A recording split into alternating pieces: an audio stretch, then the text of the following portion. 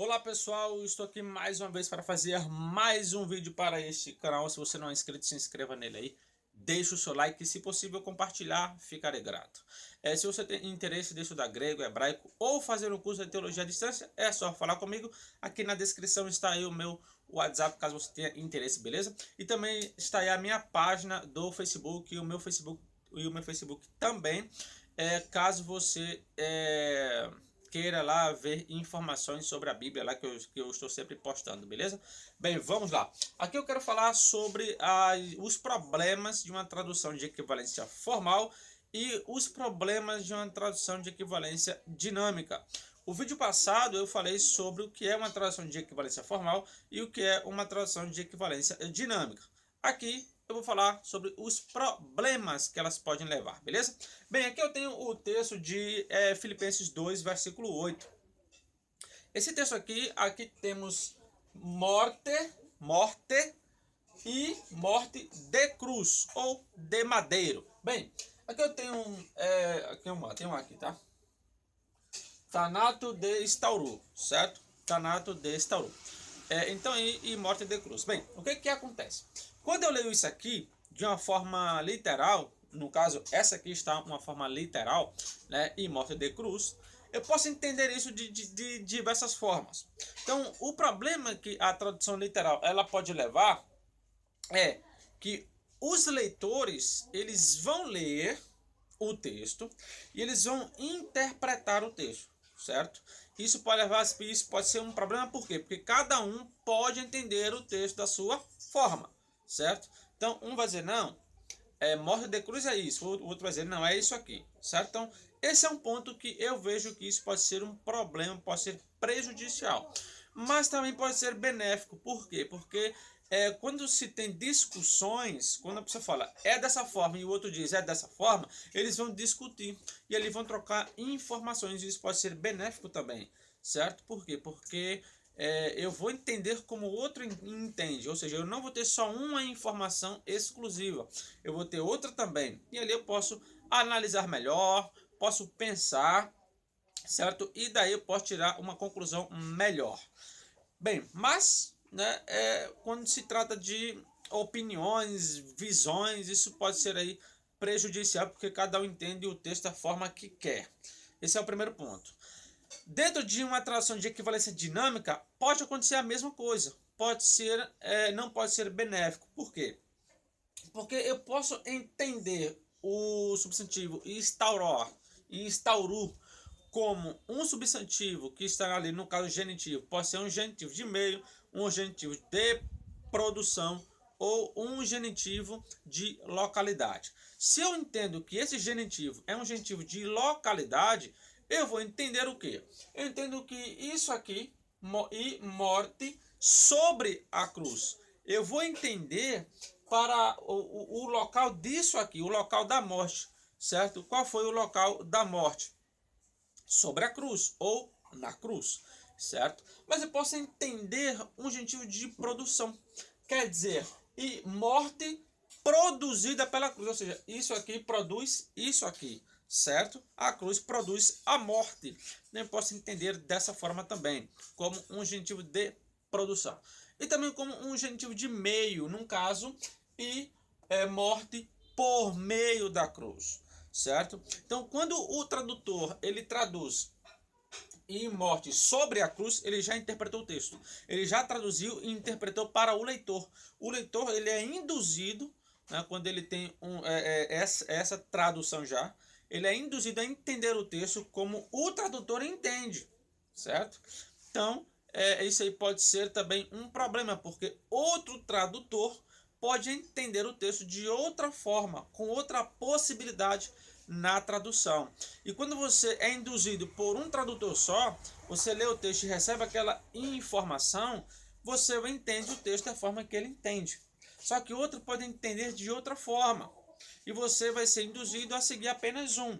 Então, por isso que é bom, em certos casos, melhor uma tradução formal, porque vai ter debates, vai ter discussões e cada um pode passar a informação para o outro. Quando é uma tradução de equivalência dinâmica, pode surgir um problema, você ser induzido a entender o texto como o tal tradutor entende. Então isso aí pode ser prejudicial, mas também pode ser bom. Por quê? Porque aquela tradução que o tradutor fez pode ser a melhor e você está entendendo o texto da melhor forma. Entende que tem tanto o lado bom quanto o lado ruim? Vamos pegar aqui esse texto e vamos pensar aqui. Se eu entendo como um genitivo de produção e morte produzida pela cruz, então eu vou pensar, peraí, mas foi a morte que produziu, mas foi a cruz que produziu a morte de Cristo? Ou outros fatores também estão ligados? Por quê? Porque Cristo sofreu coroa de espinho, teve uma série de coisas. Então não foi só a cruz que produziu a morte. Teve diversos fatores antes, que ele ficou fraco, ele bateram nele, tomou chicote, isso e aquilo, né, que ajudaram a matá-lo, certo? Então, um genitivo de produção aqui, as pessoas podem até, tipo, poxa, não faz muito sentido, né? Já vai um pouco descartando. Vamos pensar mais. Se eu entendo como um genitivo de meio, a morte por meio da cruz vai dar praticamente no mesmo. Será que a morte de Cristo foi por meio da cruz? Sim, em certo ponto sim, mas não foi só por meio da cruz. Teve outros fatores também que ajudaram a chegar na morte. Mas se eu entendo que isso aqui é um genitivo de local, fica muito claro. Por quê? Porque eu tenho e a morte é sobre a cruz. Isso aí é indiscutível. Cristo morreu sobre a cruz ou não? Sim. Então aqui já vai indicar um local que ele morreu na cruz, sobre a cruz. Isso aí é um fato, né? Quando eu traduzo isso, isso não quer dizer que foi a cruz que produziu a morte, certo? Mas que ele morreu nela. É a mesma coisa. O cara morreu no chão. Se o tal cara morreu no chão, alguma coisa aconteceu. Não foi o chão que matou ele. Ele morreu em cima do chão. Só que outra coisa o matou. Entende? Então, eu vejo aqui como um genitivo de local, como fez a Bíblia de Jerusalém. Beleza? Então, falando aqui esses pontos, vamos para o outro lado. Porque eu tenho um texto hebraico, certo? Esse texto hebraico ele é muito interessante. É o texto lá de Gênesis 21, capítulo 21, verso 32, quando Abimeleque ele faz um pacto com Abraão. O que que acontece? Aqui eu vou ter a expressão vá, que é a conjunção i, certo? E aqui eu tenho o verbo, certo? Ir retu. Ir retu. Esse verbo significa cortaram. Isso aqui significa, que é o verit, significa aliança. Quer dizer, eles cortaram uma aliança. Como assim cortar? Bem, todas as traduções, elas traduzem de uma forma mais dinâmica. Ou seja, trazendo o seu sentido. Todas colocam assim, ó. E eles fizeram, ou e fizeram uma aliança. Por que fizeram? Bem, aqui eu tenho o melhor dicionário do Brasil de hebraico, né, que é esse aqui, o do Luiz Alonso Choco. E aqui ele vai pegar essa expressão, este verbo, e vai dizer o seguinte: olha o que ele significa. Ele fala aqui, né, na página 326, tá? Caso você tenha, você pode aí consultar. No qual ele diz: cortar, recortar, selecionar, podar, desmochar, talhar, amputar, cercear, fatiar, truncar, arrancar. No Unifal, ele diz: cortar-se, ser cortado, faltar, acabar-se, fracassar, ser expulso, arrancado, excluído, eliminado, aniquilado. No Pual, ele diz ser cortado. No Rifil, ele diz cortar, estipar, expulsar, excluir, excomungar, aniquilar, acabar, cortar. Então veja que todos os significados são esses: cortar, excluir, aniquilar, podar, enfim. Certo? Então esse dicionário aqui, ele vai trazer essas informações. Aí você pergunta, mas peraí, por que os tradutores vertem então para fazer uma aliança? Aqui eu tenho outro dicionário, que é o dicionário do William Holiday, certo? Aqui na página 233. Ele vai falar aqui, ó: derrubar, cortar, aniquilar, erradicar, eliminar, enfim, ele vai trazer todas essas ideias. Aí ele fala aqui algo muito interessante, ele diz: Karat Brit, tradução, fazer uma aliança cortando o animal de sacrifício. Aí ele diz: mas, no caso aqui, cortar, determinar, estabelecer ou cortar o animal no meio. Fazer um acordo. Note que o outro dicionário não trouxe essas informações de fazer acordo. A palavra não significa fazer, como aqui está aqui falando, né? Ele diz aqui o que ela significa, no caso cortar, aniquilar, eliminar, enfim. Só que quando ele diz fazer aqui, é que quando essa expressão está ligada ao verite, ela tem um sentido de fazer. Por quê? Porque como ele aqui diz, né? Ele diz que fazer uma aliança cortando animais no meio. E quando você vai lá no livro de Gênesis capítulo 15, você vê ali que Deus, quando ele vai fazer uma aliança com Abraão, ele manda Abraão cortar animais no meio, botar de um lado e de outro e passar. Né? E ali seria uma aliança feita entre eles. Mas para fazer uma aliança, eles tiveram que cortar animais. É por isso que o termo ele tem cortar, mas o sentido é de fazer. Porque era comum fazer uma aliança cortando animais, certo? Ou serrando no meio. Tá? Então a tradução está correta. Tanto é que quando eles foram traduzir isso aqui para o grego, olha o que eles fizeram aqui, ó. E, que no caso é isso aqui, certo? Isso é isso. E o diétento, que é a expressão que está na terceira pessoa do plural do auristo, da voz média. E eles fizeram, isso aqui significa fazer e não cortar. Fizeram o que? O diateken, aliança. Ou seja, por que o grego colocou, ele traduziu o verbo cortar, eliminar por fazer? Porque fazer é o sentido correto do texto.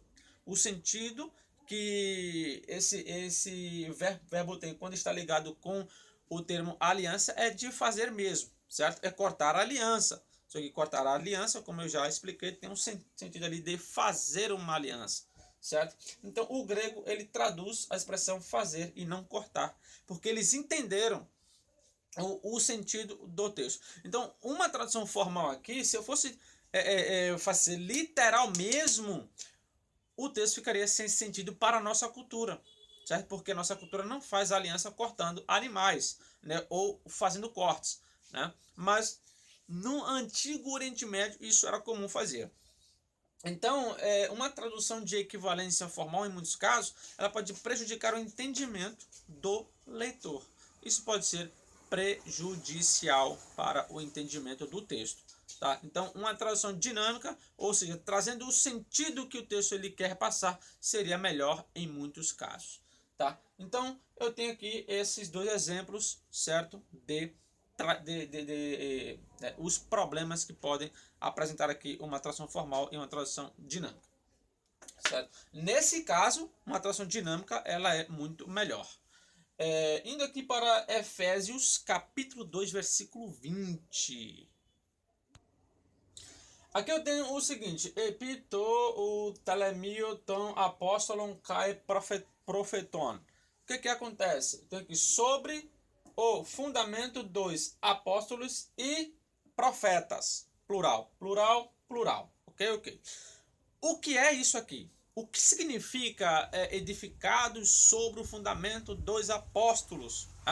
Então, as pessoas lendo isso podem interpretar de diversas maneiras, certo? Numa tradução literal, como está aqui. Edificados sobre o fundamento dos apóstolos e dos profetas, e profetas. Então, o leitor, ele lê aquilo e diz, tá, o fundamento aqui é Cristo. Ponto, é Cristo. Porque os profetas e os apóstolos falaram sobre Cristo. Tá? Então, isso aqui seria o fundamento. Né? Só que aqui tem uma questão interessante, que numa tradução formal, as pessoas podem entender dessa forma como de outra forma. Podem entender que o fundamento são os próprios apóstolos e profetas. Por quê? Porque quando eles leem essa expressão dos, ela pode ter diversos sentidos diferentes, dependendo ali do seu texto, né? Ou em que ele está empregado.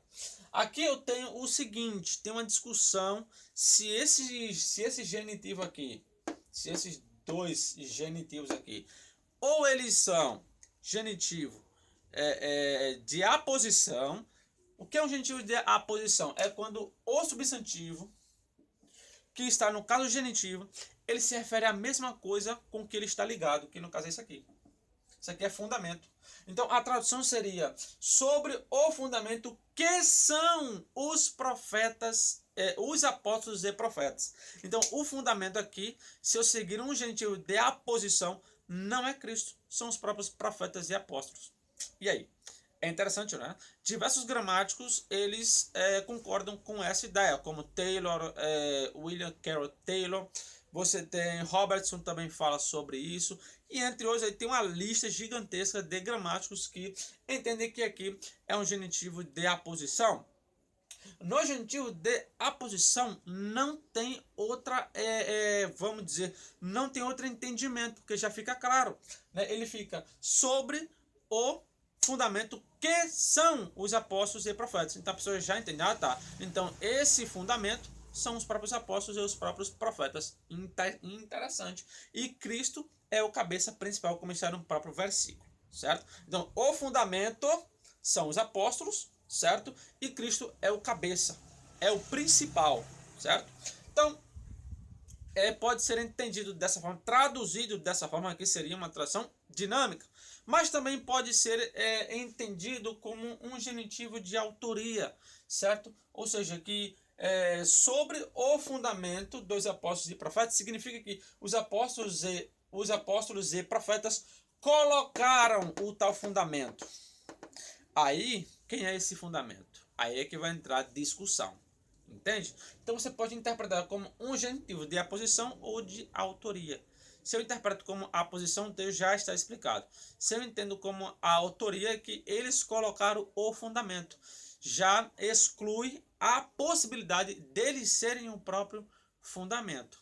Então, uma tradução dinâmica, ela pode já explicar o texto. Uma tradução formal, ela vai ter as questões dos debates. Uma, ela é benéfica, como também pode não ser, a outra também. As duas traduções são importantes, tanto a formal quanto a dinâmica, certo? E tem outros problemas que não vai dar para falar aqui, certo? Porque o vídeo aqui já está ficando grande. Então, é o seguinte, então é isso aí, tá? Espero que vocês tenham entendido este vídeo e que Deus abençoe cada um de vocês e até o próximo vídeo.